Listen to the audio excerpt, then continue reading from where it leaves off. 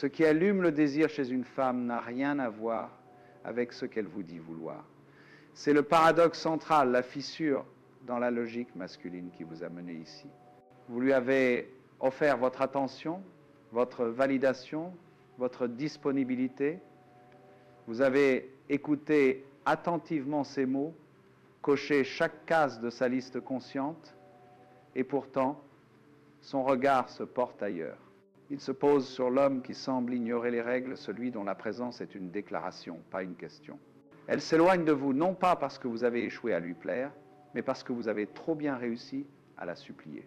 Vous avez tenté de négocier son désir, de le mériter par des preuves et des efforts, sans comprendre que le véritable désir ne s'achète pas.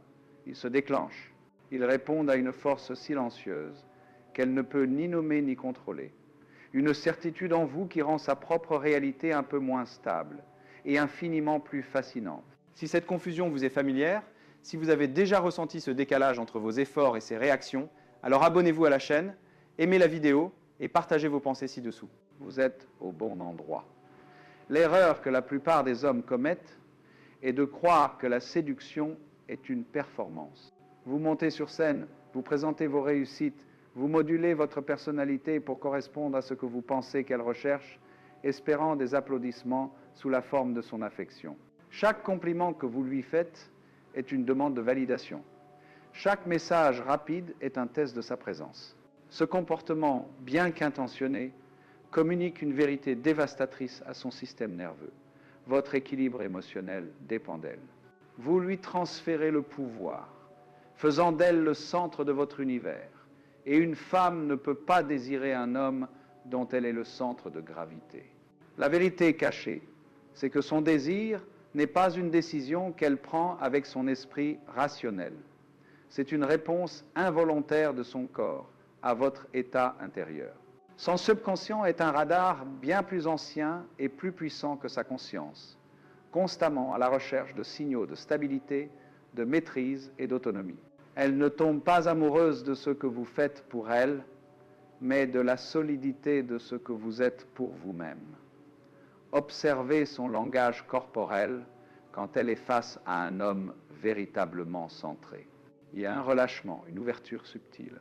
Son esprit peut être en train d'analyser ses paroles, mais son corps a déjà reconnu une force tranquille, un ancrage qui la sécurise et la déstabilise à la fois. C'est ce léger vertige, ce sentiment d'être en présence d'une réalité plus dense que la sienne, qui constitue le terreau du désir primal. Vous devez donc cesser de voir l'attraction comme une chasse et commencer à la percevoir comme une résonance. Le chasseur poursuit, dépense son énergie et signale son besoin. La montagne, elle, est simplement là, immuable, indifférente à la météo, existant pour ses propres raisons.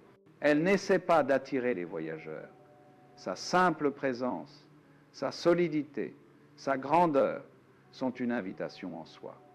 La femme, dans cette dynamique, est la voyageuse. Elle est attirée non pas par les efforts de la montagne pour la séduire, mais par le sentiment de paix, de perspective et de puissance qu'elle ressent à ses côtés. Votre travail n'est pas de la convaincre de votre valeur en courant après elle. Votre travail est de construire votre propre montagne intérieure, si solide et si souveraine que sa présence devient un champ gravitationnel auquel elle a naturellement envie de s'exposer. Et c'est là que la panique s'installe. Son silence tombe sur votre conversation comme un rideau de fer. Un message lu, sans réponse. Une distance subtile dans son regard lorsqu'elle est avec vous. Immédiatement, votre esprit s'emballe, cherchant une erreur à corriger, une faute que vous auriez commise. C'est la première et la plus grande des illusions masculines. La croyance que son retrait est un verdict final sur votre valeur. Une conclusion logique à une équation que vous avez mal résolue. Vous interprétez son besoin d'espace comme une preuve de désintérêt. Cette interprétation erronée est le déclencheur d'une réaction en chaîne dévastatrice, car elle vous pousse à agir précisément à l'inverse de ce que son instinct recherche. Vous croyez que vous devez réparer quelque chose à l'extérieur, alors que le véritable test se déroule entièrement à l'intérieur de vous. Poussé par cette peur de la perte, Vous activez le mode de poursuite. Vous doublez les messages. Vous posez des questions chargées d'anxiété. Est-ce que tout va bien? Ai-je dit quelque chose de mal? Chaque action est une tentative de combler le vide qu'elle a créé. Mais ce que vous communiquez réellement, c'est votre propre vide intérieur. Vous lui montrez que son absence a le pouvoir de déstabiliser votre monde. Psychologiquement, vous lui criez que votre équilibre émotionnel est suspendu à son approbation. Chaque point d'interrogation est une fissure dans votre armure, révélant non pas un homme attentionné, mais un homme dépendant. La conclusion émotionnelle pour vous est un cycle d'épuisement. Plus vous poussez pour obtenir une réassurance, plus elle sent le poids de votre besoin, et plus elle s'éloigne pour préserver sa propre liberté. Comprenez bien cette inversion cruciale. Vous pensez que votre insistance démontre votre engagement, mais pour elle, cela démontre votre manque de contrôle. Son silence n'est pas une attaque, c'est un test. C'est une question subconsciente qu'elle vous pose sans même le savoir. Si je deviens une tempête, seras-tu le phare immuable ou un autre bateau perdu dans mes vagues? Lorsque vous réagissez avec anxiété, vous échouez à ce test fondamental. La révélation ici est que son retrait n'est souvent pas une décision consciente de vous rejeter, mais une impulsion instinctive de voir si votre centre de gravité est bien en vous ou si vous l'avez placé entre ses mains. Elle a besoin de sentir que vous êtes l'ancre, pas celui qui a besoin d'être ancré par elle. Cette croyance erronée vous pousse à parler quand il faudrait se taire. Vous voyez son silence comme un vide à remplir, une absence à combattre. Vous lui envoyez des paragraphes expliquant vos sentiments, vos intentions, espérant que la logique de vos mots la ramènera. Mais vous ne comprenez pas la nature de cet espace. Son silence est un champ d'énergie. C'est un test pour sentir votre présence, pas pour entendre votre voix. Quand vous vous précipitez pour le remplir de justifications et de supplications, vous contaminez cet espace avec votre anxiété. Vous lui prouvez que vous ne supportez pas la tension du non-dit, que vous n'êtes pas à l'aise dans l'incertitude. Et une femme ne peut pas se sentir en sécurité avec un homme qui n'est pas en sécurité avec lui-même. Votre erreur la plus profonde est de tenter de négocier avec une émotion. Vous essayez d'utiliser la raison pour éteindre un feu qui n'obéit pas aux lois de la logique. Vous lui rappelez les bons moments passés. Vous lui promettez des choses pour l'avenir. Vous argumentez pour prouver votre valeur comme un avocat plaidant sa cause. C'est une démarche vouée à l'échec. Le désir féminin ne siège pas dans son cortex préfrontal. Il vit dans son système limbique, dans les recoins les plus anciens de son cerveau. Tenter de la convaincre avec des faits, c'est comme essayer de calmer l'océan en lui lisant un poème. Elle n'a pas besoin d'un argumentaire, elle a besoin de sentir une force. Votre insistance rationnelle ne fait que souligner votre déconnexion de cette vérité fondamentale. Ainsi, la grande illusion que vous entretenez est que son comportement est une réflexion directe de vos actions. Vous pensez, si je fais X, elle réagira Y, mais la vérité est que son comportement est une réaction à votre état d'être. Lorsque vous la poursuivez, vous n'êtes pas dans un état de confiance, mais dans un état de manque. Vous n'agissez pas par désir de donner, mais par peur de perdre. Elle ne répond pas à vos mots, mais à l'énergie de cette peur. C'est à ce moment précis que vous perdez tout pouvoir. Non pas parce qu'elle vous l'a pris, mais parce que vous le lui avez volontairement cédé, en faisant de sa validation la source de votre sérénité. Vous avez abandonné votre trône pour courir après quelqu'un qui ne voulait que voir si le roi y était bien assis. La vérité, c'est que son éloignement n'est pas une fin, mais un commencement. C'est le véritable début de votre interaction, car c'est le moment où sa biologie prend le pas sur sa politesse. Son silence, ce regard qui se perd un instant dans le vague, ce léger recul de son corps, ce ne sont pas des signaux de rejet, mais les instruments de mesure de son subconscient. Elle est en train de scanner votre état interne. Sans même en avoir conscience, elle teste la solidité de votre réalité. Elle cherche à savoir si votre calme est une façade que son indifférence peut faire s'écrouler, ou s'il s'agit de votre véritable centre. Pour vous, la conclusion émotionnelle est bouleversante. Vous pensiez que le jeu était terminé, alors qu'elle venait tout juste de vous inviter à jouer sur le seul terrain qui compte vraiment, celui de la présence silencieuse. Ce test n'est ni conscient ni malveillant. C'est un mécanisme de survie émotionnelle, aussi ancien que l'humanité. Une femme, par sa nature même, est une force de chaos créatif, une tempête d'émotions fluctuantes. Son instinct le plus profond la pousse à chercher un port, un phare dont la lumière ne vacille pas, peu importe la violence des vagues. Lorsqu'elle se retire ou qu'elle devient émotionnellement instable, elle ne vous attaque pas. Elle déchaîne sa propre tempête pour voir si vous êtes ce phare. Elle observe si vous allez paniquer, si vous allez courir sur le pont en criant des ordres, ou si vous resterez immuable, ancré dans vos fondations, projetant la même lumière calme et rassurante. Votre anxiété est le signal qu'elle redoute le plus, car il lui prouve que vous n'êtes qu'un autre bateau qui sombrera avec elle. Lorsqu'elle sent que vous ne vacillez pas, une chose extraordinaire se produit. Son corps se détend avant même que son esprit ne comprenne pourquoi. Vous remarquerez un soupir presque imperceptible, ses épaules qui s'abaissent, un regard qui s'attarde une seconde de plus que nécessaire. C'est la manifestation physique de ce que l'on pourrait appeler la fascination primale. Son système nerveux vient de reconnaître une force supérieure, une réalité plus dense et plus stable que la sienne. Ce sentiment est à la fois profondément sécurisant et délicieusement déstabilisant. Elle ne tombe pas amoureuse de vos paroles ou de vos actions, mais de l'état de certitude que votre simple présence induit en elle. Vous ne lui offrez pas des compliments, vous lui offrez un ancrage dans un monde incertain. C'est là que vous comprenez l'inutilité de toutes vos stratégies passées. Vos tentatives de la convaincre par la logique, vos listes de qualités, vos démonstrations d'affection calculées, tout cela s'adressait à son esprit conscient, la partie d'elle qui dresse des listes de pour et de contre. Mais le désir ne naît pas dans cette salle de réunion cérébrale. Il prend racine dans la jungle de son système limbique.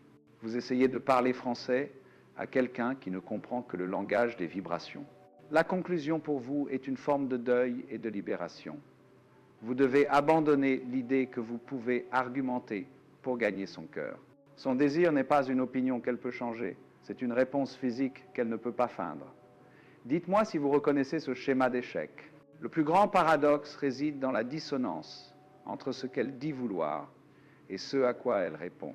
Consciemment, elle recherche un homme gentil, attentionné, disponible. Elle le croit sincèrement. Pourtant, elle se retrouve inexplicablement attirée par l'homme dont la disponibilité est limitée, non par jeu, mais parce qu'il est occupé à construire son propre empire, qu'il soit professionnel, créatif ou spirituel. Observez-la, elle parle de l'homme gentil, mais son regard est captivé par l'homme qui semble avoir une mission plus grande qu'elle. La vérité psychologique est que son instinct ne recherche pas un serviteur de ses besoins, mais un leader de sa propre réalité, dans laquelle elle pourrait avoir envie de s'inscrire. Pour vous, cela signifie cesser d'écouter ses mots comme un manuel d'instruction et commencer à lire son énergie comme la seule véritable carte. La dynamique change alors radicalement. Vous n'êtes plus le chasseur qui poursuit une proie fuyante. Vous devenez la montagne. La montagne n'appelle pas les voyageurs, elle n'essaie pas de les séduire. Elle existe, solide, immuable, enracinée. Sa simple présence est une invitation. Son existence est une force tranquille qui inspire le respect et le désir d'exploration. La femme, dans cette métaphore, est la voyageuse. Elle est attirée non par les efforts que vous déployez pour elle, mais par la solidité du monde que vous incarnez pour vous-même. Votre travail n'est plus de la pourchasser, mais de construire votre montagne intérieure avec une telle conviction que votre présence seule devient un champ gravitationnel. Elle ne viendra pas parce que vous l'avez appelée, mais parce qu'elle aura envie de ressentir ce que l'on ressent à vos côtés. Comprenez que sa froideur apparente est souvent un bouclier. Lorsque vous incarnez cette présence ancrée, vous déclenchez en elle des émotions d'une intensité qu'elle ne contrôle pas. Cette fameuse fascination primale peut être effrayante pour elle. Son retrait, ce pas en arrière, n'est pas un rejet de vous, mais une tentative de reprendre le contrôle de son propre état intérieur que vous avez si puissamment perturbé. C'est un test final, subconscient. S'il voit l'effet qu'il a sur moi, deviendra-t-il arrogant ou needy? Votre capacité à rester calme et impassible face à son retrait est la preuve ultime qu'elle peut se laisser aller en votre présence sans être engloutie par votre ego ou votre besoin. Sa distance est parfois le plus grand signe de votre impact. La vérité ultime est donc la suivante. Elle ne désire pas être le centre de votre monde. Elle désire être une invitée bienvenue et passionnante dans le vôtre. Un monde qui existait avant elle et qui continuera d'exister après elle. Quand elle vous voit absorbé par votre mission, passionné par votre chemin, et que vous l'invitez à y entrer, elle ne se sent pas négligée, elle se sent privilégiée. La conclusion émotionnelle qui doit s'ancrer en vous est que votre plus grand outil de séduction n'est pas l'attention que vous lui portez, mais la qualité de l'attention que vous portez à votre propre vie. Vous ne l'attirez pas en faisant d'elle votre objectif, mais en devenant un homme dont la vie est si captivante qu'elle a naturellement envie d'en faire partie. Alors que fait l'homme centré lorsque le silence s'installe? Il ne fait rien. Et ce rien est l'action la plus puissante de toutes. Là où l'homme ordinaire se précipite pour combler le vide avec des mots, des questions et des excuses, l'homme conscient perçoit ce vide non comme une menace, mais comme un espace. Il comprend que cet espace n'est pas vide, mais rempli d'une question silencieuse qu'elle lui pose. Peux-tu supporter mon absence sans te perdre? Sa réponse n'est pas verbale. Sa réponse est sa présence continue et imperturbable. Il ne se retire pas avec colère, ni ne s'approche avec anxiété. Il reste simplement là, ancré dans sa propre réalité, tenant l'espace pour sa tempête intérieure sans la laisser l'inonder. Pour lui, la conclusion émotionnelle n'est pas la peur de la perte, mais une occasion de démontrer silencieusement sa solidité. Sa première réaction n'est pas une action, mais une absence de réaction. C'est un choix délibéré de ne pas participer au drame de son propre esprit anxieux. Il sent la montée de la peur, l'impulsion de vérifier son téléphone, le besoin de réparer la situation. Mais au lieu de suivre cette impulsion, il l'observe comme on observe un nuage passer dans le ciel.